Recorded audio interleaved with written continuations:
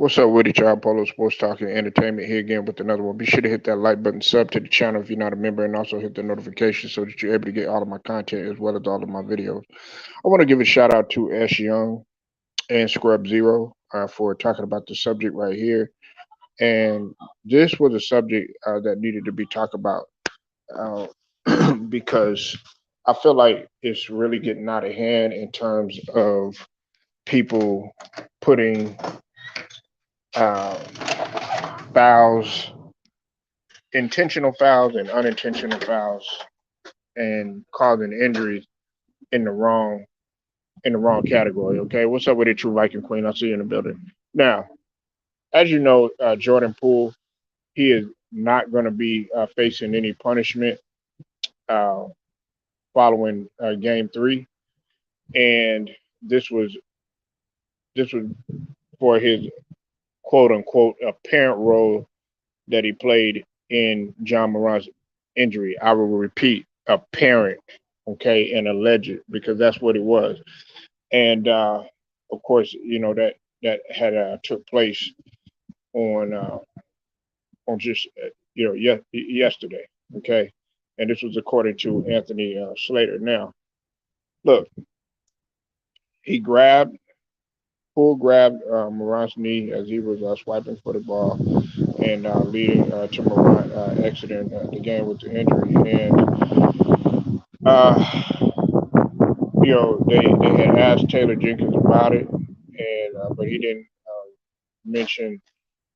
He mentioned that he'd have to consult with the GM, contacted the league. Now we know that's what's been taking place. We know it's been a lot of chippiness going on, much like what's the chippiness that's taking place right now. What's over the takeoffs? I see you in the building now with the Dallas Mavericks and with the Phoenix Suns. Now that series is starting to get a little chippy too. But I want to make something clear, man. Jordan Poole did not mean to do that. Okay. Now Dylan Brooks. Oh yes, you got to question him on that. That was intentional. Draymond Green, I don't felt like I knew that he meant to foul him, but I don't think he was swiping, at his face like that. I think he wanted to try to grab him or whatever, but the antics made it worse in terms of Draymond Green. But nevertheless, I don't think that Draymond Green wanted to hurt anybody. But Dylan Brooks, that right there, you got to question him on that, okay? Because he he could have hurt Gary Payton III even worse than the elbow injury that he sustained. Jordan Poole is not that type of player, man.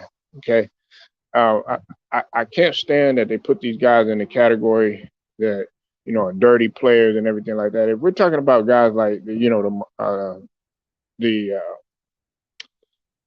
the Morris brothers or Grayson Allen or even Jaja Pachulia back in the days, or Bruce Bowen or something like that, or Bill Lambier.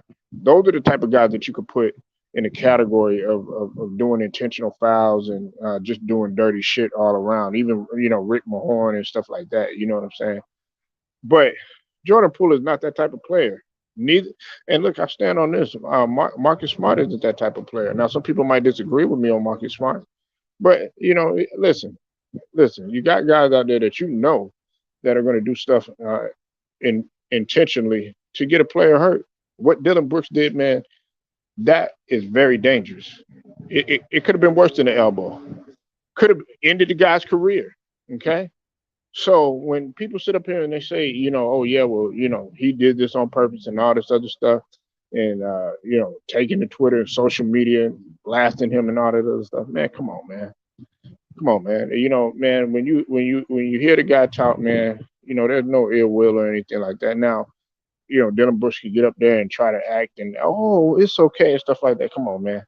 If when somebody is trying to grab you, like yesterday when Williams was trying to Giannis, grab a hold of Giannis or whatever, it wasn't no ill will. He really was trying to grab him and restrain him. When we talk about Boston and the Bucks, said Chris Paul is low key a 30 player. Yeah, well, we heard about Chris Paul, but Chris Paul, I know when Chris Paul knows how to draw the line. He hasn't done anything to injure anybody. Now, what Patrick Beverly did, that was wrong because he could have hurt Chris Paul real bad last season in the last postseason. So if we want to take it there, you gotta talk about Patrick Beverly too. And I like Patrick Beverly. I like that homie. I like what he brings to the table. I like him as a defender. I like his heart, his toughness, his grit, all that other stuff. But he is a dirty player. Though. You got to think about he was responsible for the injury of Russell Westbrook at one point when we talk about the knee injury. So if we're gonna bring facts to the table, then we gotta bring that and we gotta uphold that same argument. But back to Jordan Poole, he didn't mean to do it, man. This guy is a solid guy. He played great throughout this whole season, and one could argue if he's going to actually be the future of that Golden State regime, you know. But I don't think that he had any intentions of hurting him. He said, "Trey, I swear, you all right. He's just so humble and with the destruction." Well, look, and me and True Viking, we talked about this earlier. Uh, Chris Paul is an asshole, okay, but he's an asshole, much like Jordan was an asshole, much like Larry Bird was an asshole, much like Kareem was an asshole. The only difference is that he knows how to play that. You got to think about it, man. He was, he was in the player NBA Players Association. And he's going to learn how to carry himself in a variety of ways. And as a he's a short man. You know what I'm saying? He plays the point guard position, and you have to be tough in order to play that position or whatever. But there has been a lot of guys that have said it has been difficult to play with a guy like CP3. It doesn't take away from his greatness because he does bring out the best in guys. I mean, he brought out the best of guys when he was over there with the Clippers, no matter how unsuccessful they were. You know what I'm saying? They were successful in the regular season and somewhat in the postseason, but they didn't get over the hump.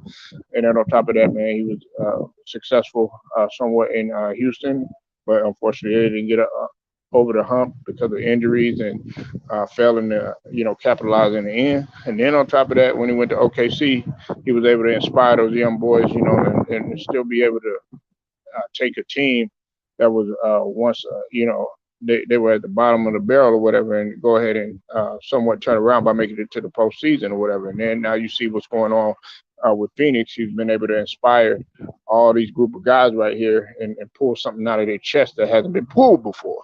Okay, now you said Ted Cox, you said CP3 hasn't had any issues with Suns teammates because he's a vet and he has the most accolades. Well, I mean, there's been slight little bumping heads here and there, or whatever. I think Hitman X can allude to that. Shout out to Hitman X, who is a Suns fan, and he'll know more about that. And he knows more about his squad or whatever.